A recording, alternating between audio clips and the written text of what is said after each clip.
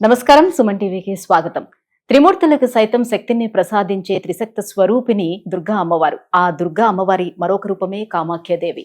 కామాఖ్య ఆలయంలో పంచబలి హోమం నిర్వహిస్తూ ఉంటారు. ఏమిటి ఈ పంచబలి హోమం యొక్క ప్రత్యేకత, దీనివల్ల ఎలాంటి ఫలితాలు వస్తాయి, ఈ విషయాలను వివరించేందుకు మనతో పాటు ఉన్నారు ప్రముఖ శక్తి సాధకులు, తంత్ర ప్రావీణ్యులు, కామాఖ్య దశమహావిద్యలు మరి త్రిశక్తి పీఠ వ్యవస్థాపకులు ప్రహ్లాద స్వామి గారు మనతో పాటు ఉన్నారు. గురుగారు నమస్కారం. జై మాతాది. గురుగారు, కామాఖ్య ఆలయం అనగానే ప్రతి ఒక్కరు గుర్తొచ్చేది బలి. ఇక్కడ బలి ఇస్తేనే కోరికలు నెరవేరుతాయి అని కూడా ఒక రకమైనటువంటి ప్రచారం అయితే ఉంది. నిజానికి అది నిజమా అబద్ధం అనేది మీ ద్వారా ఈ రోజు నేను తెలుసుకోవాలనుకుంటున్నాను.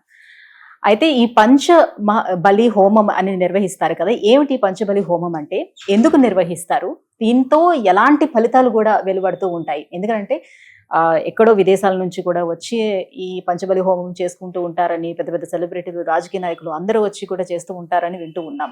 ఏంటి దీని యొక్క ప్రత్యేకత? ఈ పంచబలి అనేది, అసలు బలి అనేది, జంతు బలి అనేది ఒక రకంగా దేశం మొత్తం మీద కూడా బ్యాన్ అయిపోయింది, ఎక్కడ లేదు. మన దేశంలో బలి అనేది, బలిహారం అనేది జరిగే ఒకే ఒక్క శక్తిపీఠం కామాఖ్య. అంతటి విశిష్టత కామాఖ్య పీఠంలో ఉంది. పంచబలి అనేది ఒక కామాఖ్యలో ఒక పేటెంట్ లాంటిది. కామాఖ్యకే ఒక పేటెంట్ పంచబలి అనేది, వేరే ఎక్కడ లేదు పంచబలి అనేది. అందుకే దానికి అంత విశిష్టత ఉంది. ఎక్కడెక్కడో వేరే దేశాల నుంచి కూడా వచ్చి పంచబలి హోమం చేయించుకుంటూ ఉంటారు. కారణం ఏంటంటే దానికి వచ్చే రిజల్ట్ అట్లా ఉంటుంది. ఇక్కడ ఒక క్వశ్చన్ చాలా మంది అడుగుతూ ఉంటారు, అసలు బలి అవసరమా, బలి అమ్మవారు తీసుకుంటారా? ఇది కాంట్రవర్సీ క్వశ్చన్ ఇది. కానీ ఇక్కడ ఏంటంటే ఆ కాంట్రవర్సీలు వెళ్ళదలుచుకోలేదు. కాకపోతే ఇక్కడ అమ్మవారు బలి కోరుతుందా అనేది ఒక క్వశ్చన్. అమ్మవారు ఇక్కడ బలి కోరరు, అమ్మవారు మూగజీవాలు బలి కోరరు. కాకపోతే ఇక్కడ ఏమవుతుందంటే, అంటే ఉగ్ర స్వరూపాలకి ఖచ్చితంగా ఉగ్ర స్వరూపాలు ఏముంటే దానికి బలి అనేది ఏదో ఒకటి ఖచ్చితంగా ఇస్తూ ఉంటారు. ఉగ్ర స్వరూపాలకి, ఉగ్ర స్వరూపానికి ఎందుకు బలి ఇవ్వాలి? ఎందుకంటే ఆ ఉగ్ర స్వరూపాలు మానవుల మీద ఉన్న ఈ దుష్ట శక్తుల్ని నాశనం చేస్తుంది. మన మీద ఉన్న నెగిటివిటీని మొత్తం తీసేస్తుంటుంది. ప్రేతాలని తీసేస్తారు అమ్మవారు. తీసేసిన ప్రేతాలన్నీ ఇటుపోతాయి, అమ్మవారి చుట్టూ అక్కడక్కడే తిరుగుతూ ఉంటాయి. సో మనం అమ్మవారిని చేరుకోవాలంటే ఈ ప్రేతాలను దాటిపోవాలి. ఈ ప్రేతాలను శాంతిపరచాలంటే ఏం చేయాలి? బలి ఇవ్వాలి. అందుకోసం మనం బలి ఇస్తున్నాం తప్పితే అమ్మవారిని సంతృప్తి పరచడానికి మనం బలి ఇవ్వటం లేదు. పైగా కామాఖ్యదేవి అమ్మవారి ఆలయం దగ్గర ఎక్కువ మంది ఈ తాంత్రికవేత్తలు ఎక్కువగా ఉంటారు, అక్కడ ఉన్నటువంటి ఆలయం చుట్టుపక్కల అని చెప్తూ ఉంటారు. ఎందుకంటే అది ఒక తాంత్రిక క్షేత్రంగా అది కొంచెం పైడు వెళ్ళింది. ఎందుకంటే అమ్మవారి యోని భాగం పడిన ప్రదేశం కామాఖ్య పీఠం. అమ్మవారి యోని భాగం పడిన ప్రదేశం కామాఖ్య పీఠం. యోని అనేది ఒక జన్మ రహస్యం. సృష్టి ప్రాణికోటి మొత్తానికి కేంద్ర బిందువు యోని. కాబట్టి అక్కడ అది ఒక తాంత్రిక ప్రదేశంగా ఒక అభివృద్ధి చెందింది. అందుకని తాంత్రికులు అక్కడ, ఎందుకంటే అది శక్తి స్వరూపిణి, విపరీతమైన శక్తి ఉంటుంది. కామాఖ్య పీఠంలో కొన్ని వేల అణుబాంబులంత శక్తి ఉంటుంది అక్కడ. ఆ శక్తి, దానిలో అనువంత ఇసుమంత శక్తిని మేము పొందగలిగినా కూడా తాంత్రికులు, శక్తి సాధకులు వాళ్ళ జన్మధన్యం అయిపోయినట్టు. అంత శక్తి అక్కడ ఉంటుంది. ఎవరైనా అక్కడికి వచ్చినా కూడా అందుకే చాలా పవర్ వచ్చినట్టు ఫీల్ అవుతారు, చాలా ప్రశాంతత ఫీల్ అవుతారు. ఎందుకంటే ఆ శక్తి అక్కడ ఉంటుంది. సో ఇక్కడ మీరు అడిగిన ప్రశ్న ప్రకారం ఏంటంటే, ఇప్పుడు కామాఖ్య అమ్మవారికి మనం బలి ఇచ్చిన తర్వాత ఆ బలి ఏంటంటే అమ్మవారికి చెందదు. ఈ చుట్టూ ఎవరైతే ప్రేతాలు ఉంటాయో, ఏవైతే దుష్ట శక్తులు అమ్మవారి చుట్టూ ఉంటాయో వాటిని మనం పక్కకి తొలగిస్తేనే అమ్మవారి దాకా మనం వెళ్ళగలుగుతాం. అప్పుడు ఏంటంటే, ఇంకొకటి ఏంటంటే, మనం మామూలుగా మిగతా పద్ధతుల్లో, దక్షిణాచారంలో మనం చేసే పద్ధతులు ఏంటంటే, ముందు మొక్కుకుని తర్వాత మొక్కు తీర్చుకుంటాం. కామాఖ్య అమ్మవారి దగ్గర అట్లా కాదు. నేరుగా రావాలి, అమ్మవారికి బలిహారం ఇవ్వాలి. అమ్మ నీకు ఇది ఇచ్చాను, నాకివ్వు. ఆమె పేరే కామాఖ్య, కోరికలు తీర్చే తల్లి కామాఖ్య. ఆమె అడుగుతుంది, కామ్ క్యా హై తుమారా. సో ఆమెకి బలి ఇచ్చేసేయాలి. అమ్మ నీకు ఇది ఇచ్చా, నాకు ఇది తల్లి ఇచ్చేస్తుంది వచ్చేటివి. అంటే చాలా మంది చెప్తూ ఉంటారు కామాఖ్య దేవి అది ఒక కొండ పైన ఒక అడవి మాదిరిగా ఉండే దగ్గర ఉన్నటువంటి ఒక గ్రామ దేవత లాగా ఉండేది. అక్కడ ఉన్నటువంటి ట్రైబల్స్ కాబట్టి అప్పట్లోనే వాళ్ళు బలిచ్చేవారు. ఇప్పుడు ఇవ్వాల్సిన నెసిటీ లేదని చాలా మంది అంటుంటారు. ఇది ఎంతవరకు వాస్తవం? అది అమ్మవారికి అది కావాలి కాబట్టి ట్రైబల్స్ మరి వాళ్ళు అప్పుడు గుమ్మడికాయలు ఉన్నాయి, పండ్లు, ట్రైబల్స్ కూడా పండ్లు దొరుకుతాయి కదా, పండ్లు కూరగాయలు అన్నీ దొరుకుతాయి. మరి మిగతా సరే ఇక్కడ అనుకుందాం, వేరే మారుమూల ట్రైబల్ ఏరియాస్ లో కూడా దేవతలు ఉన్నారు, మరి అక్కడ ఎందుకు ఇవ్వట్లేదు? ఈ బలులు అనేది అక్కడ ఎందుకు ఇవ్వట్లేదు? సరే ట్రైబల్స్ జంతువులు ఇచ్చారు అనుకుందాం, వాళ్ళకి అప్పుడు గుమ్మడికాయలు దొరికాయి కదా, సొరకాయలు దొరికాయి కదా, కూరగాయలు దొరికాయి కదా, వాటిని ఇచ్చుకోవచ్చు కదా. అమ్మవారికి ఇదే ఎందుకు ఇస్తున్నారు? ఎందుకంటే అక్కడ అది అవసరం కాబట్టి.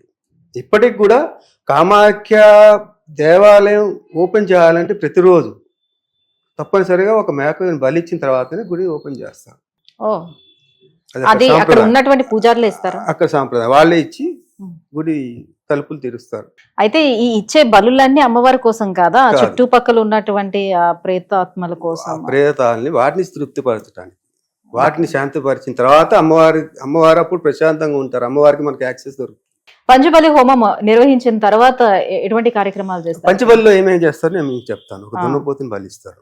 దున్నపోతు, 2 మేకలు, 2 పావురాలు లేదా బాతు, తర్వాత సొరకాయ, బూడిద గుమ్మడికాయ, చెరుకుగడ, ఇవి ఇస్తారు.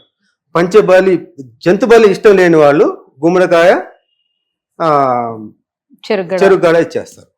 అక్కడితో అయిపోతుంది. ఇచ్చి దండం పెట్టుకుంటారు. లేదు దీనిలో మళ్ళీ ఏకబలి పంచబలి ఉంటుంది. పంచబలి చేసుకోవాలని లేదు, ఏకబలి కూడా చేసుకోవచ్చు. ఏకబలి అంటే ఒక గుమ్మడికాయ ఇచ్చుకోవచ్చు, లేదా 2 పావురాలు ఇచ్చుకోవచ్చు. సింగిల్ పావురం ఇయ్యారు, మళ్ళీ జంట పావురాలు ఇవ్వాలి, 2 పావురాలు. లేదంటే ఒక మేకని ఇచ్చుకోవచ్చు, లేదంటే దున్నపోతు. ఇలా ఆప్షన్స్ ఉన్నాయి. అంతేగాని మీరు సాత్విక బలి లేదు అక్కడ జంతు బలి మాత్రమే ఉంది అనుకోవటానికి లేదు. సాత్విక బలి ఇచ్చుకునే సాత్విక బలి, పంచబలి ఇచ్చుకునే వాళ్ళు పంచబలి ఇచ్చుకోవచ్చు, ఏకబలి ఇచ్చుకునే వాళ్ళు ఏకబలి ఇచ్చుకోవచ్చు. రోజుకి సుమారుగా ఎన్ని బలులు అక్కడ జరుగుతూ ఉంటాయి? ఇలా మీరు చూస్తే రోజు 2-3 బలులు ఉంటాయి ఒక్కోసారి. అదే మీరు చైత్ర నవరాత్రులు జరుగుతూ ఉంటాయి. శ్రీరామనవమి రోజు, నవమి రోజు మనం అంతా ఇక్కడ పప్పన్నం పరవాన్నం తింటూ ఉంటే అక్కడ బలులు జరుగుతాయి. పొద్దున 5 గంటలకి బలులు స్టార్ట్ అయితే రాత్రి 9-9:30 వరకు జరుగుతుంది. అంటే కనీసం 25-30 బలులు జరుగుతాయి ఆ రోజుల్లో, కొన్ని ప్రత్యేక దినాల్లో. అమావాస్యకి ఎక్కువ ఉంటాయి, మళ్ళీ అష్టమి, కృష్ణాష్టమి రోజు బాగా జరుగుతాయి. అదేంటి అక్కడ అది ప్రత్యేకత. సో ఒక రోజు 2-3 ఉంటాయి, ఒక్కో రోజు 20-30 కూడా జరుగుతూ ఉంటాయి బలులు, రోజంతా జరుగుతూనే ఉంటాయి. ఇంకొక విశిష్టత ఏంటంటే మనకి ఏదైనా కొంచెం రక్తం బొట్ట అక్కడ పడింది అనుకోండి, చాలా వాసన వస్తుంది. మన ఇంట్లో అయినా ఒక ఎగ్జాంపుల్, మనకి ఏదైనా బట్ట మీద పడినా కూడా కాసేపటికి స్మెల్ వస్తుంది. అక్కడ అన్ని బలులు జరిగినా కూడా పొద్దునుంచి రాత్రి వరకు రక్తం ప్రవహిస్తూ ఉన్నా కూడా ఇంత కూడా అక్కడ మీరు నిలబడితే వాసన రాదు. ఈగ కనపడదు మీకు అక్కడ. అది ఆ క్షేత్రం యొక్క ప్రత్యేకత. మళ్ళీ తర్వాత ఈ పంచబలి దగ్గరకు వచ్చామంటే మనం ఈ బలి జరిగిన తర్వాత ఈ తలలు తీసుకెళ్ళి అక్కడ పూజ చేస్తాం. పూజ అయిన తర్వాత మళ్ళీ హోమం ఉంటుంది, హోమం నిర్వహిస్తారు. హోమం తర్వాత మళ్ళీ కుమార్ పూజ చేస్తుంది. ఇది ఒక పూట ప్రాసెస్. హోమం ఎవరు మీరే చేస్తారా లేకపోతే అక్కడ పండిట్లే చేస్తారు? అక్కడ పండిట్లు మనం చేయం, అక్కడ పండిట్లే చేస్తారు.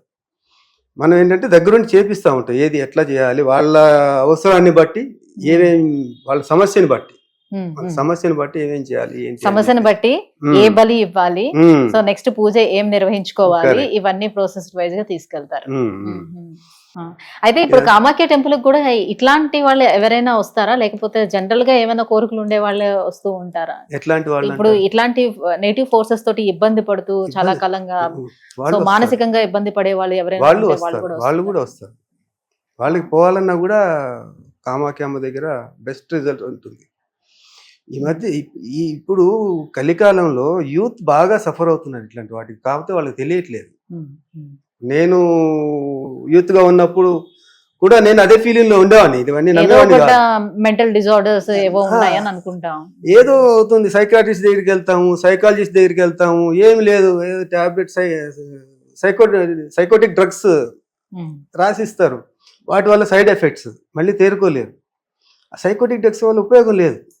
అంటే మెడికల్గా కాదలేం, వాటి వల్ల కూడా రిజల్ట్ రాని పక్షంలోనే మేము దానిలో ఇంటర్ఫియర్. ఒకవేళ మా దగ్గరికి ఎవరైనా వచ్చారనుకోండి, గురువుగారు ఇట్లా ఉందని, డైరెక్ట్గా నీ మీద ఇది ప్రాబ్లం ఉందిరా అనం. ఫస్ట్ అడిగే క్వశ్చన్, మీరు డాక్టర్ని కలిశారా? మెడికల్ ప్రాబ్లమ్స్తో వచ్చే వాళ్ళకి డైరెక్ట్గా మేము అసలు డయాగ్నోసిస్ చేయము, వాళ్ళకి ఎట్లాంటి గైడెన్స్ ఇయ్యం. ఫస్ట్ అడిగేది డాక్టర్ దగ్గరికి వెళ్ళారా, వెళ్ళాము, చూపించాము, తగ్గలేదు, వచ్చేసాం, అట్లా కాదు. ఇన్ డెప్త్ ట్రీట్మెంట్ తీసుకున్నారా? ఎందుకంటే మన సైన్స్ని మనం బైపాస్ చేయలేం. ఇన్ డెప్త్ ట్రీట్మెంట్ తీసుకున్నారా అడుగుతాం. ఏమేమి ట్రీట్మెంట్ తీసుకున్నారు? ఏదో వెళ్ళాము డాక్టర్ దాని వల్ల కూడా మీకు రిజల్ట్ రాలేదు అని అనేటప్పుడు మీ ఇన్వాల్వ్మెంట్ అనేది ఎక్స్రేలు అయిపోయినాయి, తర్వాత సిటీ స్కాన్లు, ఎంఆర్ఐ స్కాన్లు అన్ని అయిపోయినాయి. 2-3 డాక్టర్ల దగ్గరికి వెళ్ళాము, సెకండ్ ఒపీనియన్, థర్డ్ ఒపీనియన్ అన్ని అయిపోయినాయి. అందరు చేతులు ఎత్తేసారు, ఇంకేం లేదు నీకు, అది సమస్య, నువ్వు మానసికంగా అట్లా ఫీల్ అవుతున్నావు అంతే తప్పితే నీకు ఎట్లాంటి సమస్య లేదని వదిలేశారు. ఇప్పుడు మందులు కూడా ఏమి వాడట్లా అని చెప్పేసి అన్ని వాళ్ళు అవి కూడా పట్టుకొచ్చి ప్రూఫ్ చూపిస్తేనే వాళ్ళని మేము ఎంటర్టైన్ చేస్తాం. అంతే తప్పితే ఏదో వచ్చేసి మాకు అది అట్లా ఉంది గురుగారు, మాకు పిచ్చి పట్టినట్టు ఉంది, మా దగ్గర మా మీద ఎవరు ప్రయోగం చేశారు, మాకు ఇట్లా అవుతుంది అట్లా అవుతుంది అని రాగానే ఎవరికి ఇది చెయ్యం. ఎందుకంటే మా గురు పరంపర అది ఒప్పుకోదు. ఎందుకంటే మేము ఏదో ఇండివిజువల్గా ఎక్కడికి వెళ్ళి ట్రైనింగ్ తీసుకుని వచ్చి కూర్చున్న వాళ్ళం కాదు, గురు పరంపరగా ఇది చేస్తున్నాం. మా గురువు, నేను, నా పైన గురువులు, గురువుల పైన గురువులు, మహాగురువులు అందరూ కూడా ఎప్పటికప్పుడు వాళ్ళకి మేము సంజాయిషి ఇవ్వాలి. ఎవరికైనా ఏదైనా సో ఒక మంత్రాన్ని ఉపదేశం తీసుకోవాలంటే గురువుల నుంచి ఎలా అయితే ఉపదేశం తీసుకోవాలో, సో తాంత్రిక పరంగా కూడా అంతే. ఖచ్చితంగా తాంత్రిక విద్య నేర్చుకోవాలన్నా గురువుల నుంచే ఉపదేశం. తాంత్రిక విద్య నేర్చుకోవాలన్నా కాదు, తాంత్రికం అంటేనే గురు పరంపరగా రావాల్సిందే. అది గురు పరంపర లేకుండా తాంత్రికం నేర్చుకోలేరు, అది తిప్పికొడుతుంది. తాంత్రికులు ఎప్పుడు కూడా ఇలాంటి చెడు ప్రయోగాలు చేయరు. తాంత్రికులు కానివ్వండి, అఘోరీలు కానివ్వండి, నాగసాధువులు కానివ్వండి, ఇలాంటి చెడు ప్రయోగాలు చేయరు. చేతబడి లాంటివి తాంత్రికులు కానీ శక్తి సాధకులు ఎవ్వరు చేయరు. వాళ్ళు చేసినవి ఏవైతే ఉన్నాయో అవి తిప్పికొట్టడానికే మాకు టైం సరిపోతుంది.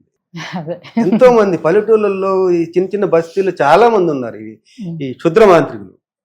ఈ క్షుద్రము తాంత్రికం ఒకటే అని చెప్పేసి పబ్లిసిటీ చేయటం వల్ల జనాలందరూ తాంత్రికం చూసుకుంటూ భయపడిపోతున్నారు.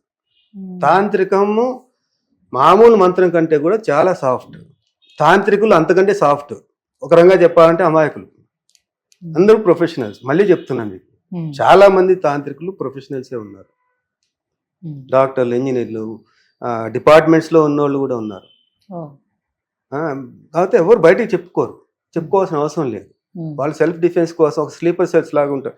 ఈరోజు మీరు కుంభమేళాలో చూస్తున్నారు, కోట్ల మంది ఎక్కడి నుంచి వచ్చారు, ఎక్కడున్నారు వాళ్ళంతా? ఇక్కడ అంటే మీకు కనపడాలి కదా. ఇలా వచ్చిన వాళ్ళే ఒక స్లీపర్ సెల్స్ లాగా ఉంటారు. ఒక ఊర్లో కనీసం అంటే 1000 మంది జనాభాలో కనీసం అంటే ఒక 10 మంది అయినా తాంత్రికులు ఉంటారు. అది సెల్ఫ్ డిఫెన్స్ కోసం వాడుతూ ఉంటారు. ఎవరికైనా అవసరం అయితే వాళ్ళకి హెల్ప్ చేయడం కోసం వాడుతూ ఉంటారు. ఇప్పుడు మాలాంటి వాళ్ళు ఏంటంటే కొంతమంది బయటకు వస్తాం గురువుల ప్రోద్బలంతో. వాళ్ళు చెప్పారు తాంత్రికం గురించి, జనంలో ఉన్న అపోహని బయటికి తీసుకురండి. తాంత్రికం చెడు కాదు, శక్తి సాధన అనేది చెడు కాదు, క్షుద్రాన్ని తాంత్రికాన్ని కలపకండి. తాంత్రికం ద్వారా ప్రజలకు మంచి జరుగుతుంది. మంత్రంతో ఎంత మంచి ప్రజలకు జరుగుతుందో తంత్రంతో కూడా అంతే మంచి జరుగుతుంది. కాకపోతే తంత్రాన్ని కరెక్ట్గా గురు పరంపరగా సీక్వెన్స్లో పద్ధతి ప్రకారం చేసే వాళ్ళ ద్వారానే ఇది జరుగుతుంది. కాబట్టి భయపడకండి అని చెప్పేదే మా సిద్ధాంతం. సో పూర్వకాలంలో ఉండేది కదా మంత్రం, తంత్రం, యంత్రం, ఈ పూజలు అన్నీ కూడా ఉండేవి.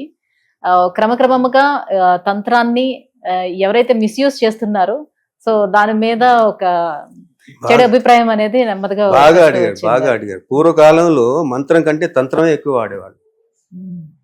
రాజులు తంత్రాన్ని ఎక్కువ ఉపయోగించుకునేవాళ్ళు. ఈ తంత్రాన్ని ఎక్కువగా ఉపయోగించుకుంటే రిజల్ట్ ఎక్కువ వస్తుంది. బ్రిటిషర్లు మన దగ్గర ఎంటర్ అయిన తర్వాత వాళ్ళకి అర్థమైంది తంత్రం అనేది జనాల్లో ప్రబలంగా ఉంది, తంత్రం అనేది మనిషి మీద ఎఫెక్ట్ చూపిస్తుందని వాళ్ళకి తెలుసు. వాళ్ళకి అర్థమైంది, సైంటిఫిక్గా కూడా వాళ్ళు ప్రూవ్ చేసుకున్నారు. కాబట్టి ఈ తాంత్రికుల్ని పూర్తిగా నిర్మూలించాలి. నిర్మూలించాలంటే ఏం చేయాలి? తాంత్రికుల్ని నెగిటివ్గా పోర్ట్రేట్ చేయాలి. అలా మెల్లిమెల్లిగా తంత్రం అంటే ఒక క్షుద్రం, మ్యాజిక్ లాగా. బ్లాక్ మ్యాజిక్ అంటే తంత్రమే అన్నట్టుగా పోర్ట్రేట్ చేశారు. ఓకే. మెల్లిమెల్లిగా బుక్స్ లో కూడా దాన్ని ఎంటర్ చేసేసారు. మీడియాలో కూడా అదే పబ్లిసిటీ చేసేసారు. తాంత్రికుడు అంటే వీడు అది అంటే అది ఇచ్చేసరికి జనాలంతా ఎందుకంటే రాజులు పోయారు. తాంత్రికులు పోషించే వాళ్ళు తంత్రం అనేది చాలా costly affair to be honest. తంత్రం చేయాలంటే చాలా ఖరీదైన ప్రక్రియ. దానిలో వాడే పూజా ద్రవ్యాలు కానివ్వండి, దానికి వాడే మానవ వనరులు కానివ్వండి, చాలా అవసరం ఉంటుంది. కొంచెం ఖర్చు ఎక్కువే అవుతుంది. దాన్ని పోషించాలంటే రాజులే పోషించగలుగుతారు తాంత్రికులు. వాళ్ళే లేరు. మామూలు ప్రజలు తాంత్రికులకి వాళ్ళని పోషించలేరు. క్రమక్రమంగా తాంత్రికులకు కనుమరుగైపోయారు. ఎక్కడో మా గురువు లాంటి వాళ్ళు ఎక్కడో ఈ కామాఖ్య పీఠాల్లోనో, కాశీలోనో అక్కడ ఇక్కడ పీఠాల్లో ఏదో వాళ్ళు నడుపుకుంటూ వస్తున్నారు. ఇప్పుడు this is the time we should go to the people అని చెప్పేసి వాళ్ళు మాకు ఉపదేశం చేశారు. మీరు వెళ్ళండి, కొంతమంది అయినా జనంలోకి వెళ్ళండి, తంత్రం గురించి చెప్పండి. తంత్రం అనేది మబ్బులో లేదు, అది మాయ కాదు, మాయ అసలే కాదు. తంత్రం అనేది మామూలు గుళ్ళల్లో చేసే మంత్రం ఎట్లాగో తంత్రం కూడా అలాంటిదే, కాకపోతే చేసే విధానంలో మార్పు ఉంది. ఇది చెప్పారు కాబట్టి దీన్ని మనం జనంలోకి తీసుకుంటాం. గురుగారు, కామాఖ్యాదేవి ఆలయంలో నిర్వహించేటువంటి పంచబలి హోమం కానివ్వండి, కుమారి పూజలు కానివ్వండి, దీనివల్ల ఎటువంటి ఫలితాలు వెలువడతాయి, ఎవరికి ఎలాంటి లాభాలు చేకూరుతాయి, ఈ విషయాలన్నీ కూడా ఇంత వివరంగా తెలియజేసినందుకు ధన్యవాదాలు. జై మాతాది.